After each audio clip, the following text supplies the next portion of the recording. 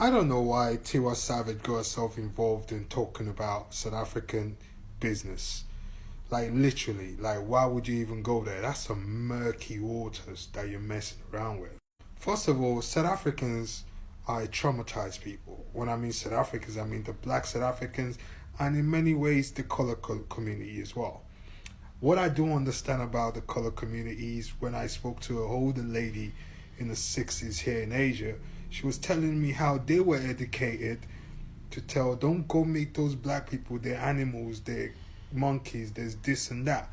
And obviously what they were educating the black people was black people better than, you know what I mean, the other Africans, hence why the what we have in this xenophobia and Afrophobia that's happening, that is manifesting itself. It was implemented under the educational system they gave the colored people and the black people. They are traumatized people, very traumatized, and they're very defensive. Why she got involved in that conversation, I have no clue. No clue. What I'm saying is this, right? Like, when you come to the situation of Tyla and the Americans, I've made it very clear. Americans have every right to question why someone will call themselves colored. They have every right. And then you're coming into the country to sell that music. They have every right. Even though South Africans are going to be defensive, blah, blah, blah, they have every right. You know why?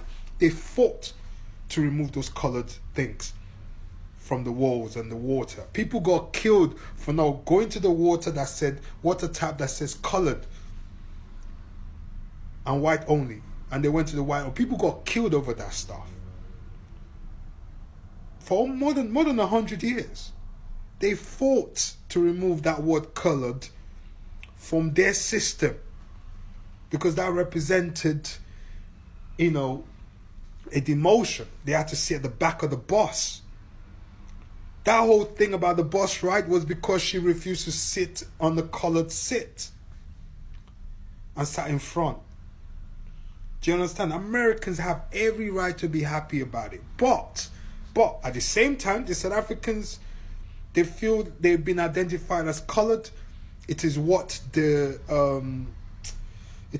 educational system that I spoke to you guys about earlier on in this conversation, the educational system of the apartheid era has placed that word on them. And they have a pride in it, right? They have a pride in it. Some of them, that pride is rooted in the fact that they're not fully black. When you listen to the way they talk, they're not fully black. You know what I mean? That is an identity that of their mixed heritage, right? But also it's sort of like a way of to kind of make them that they're better than black.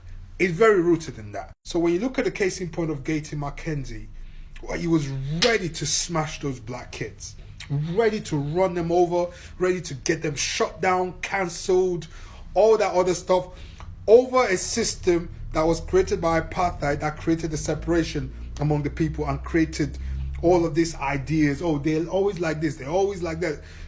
That was the apartheid system manifesting itself in these younger kids, because that's what they taught their grandparents.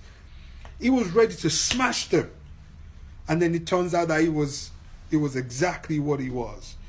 This sort of superiority complex over all the black people and stuff.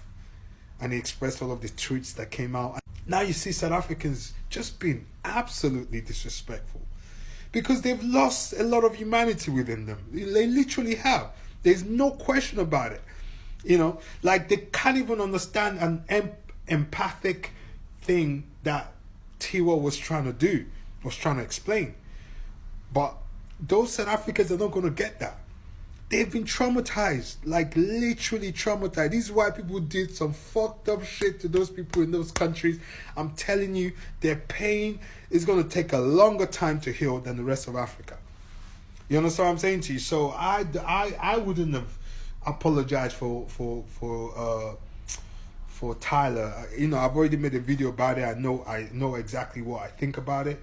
I think her team did a messed up job, but I also think she comes from a culture that celebrates her not being too black. Because if you call yourself black as a colored person, I've seen it happen before on a vlog, on a YouTuber that went there, they take offense to that.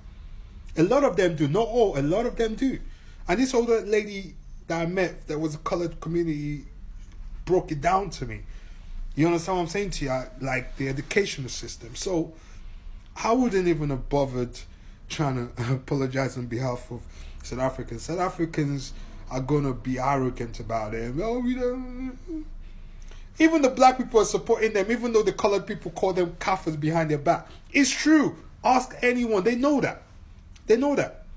They will be like, they're traumatized people, man. And Tiwa Savage should have just sat this one out. This is my opinion. She just left them alone to their own thing.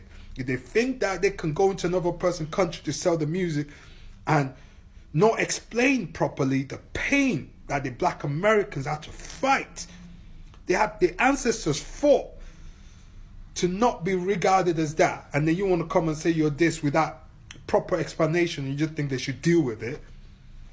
Let them go deal with that mess themselves. I don't know why she decided to put her nose into it. Maybe there's some music industry connection, something, whatever, but yeah, I wouldn't have done that.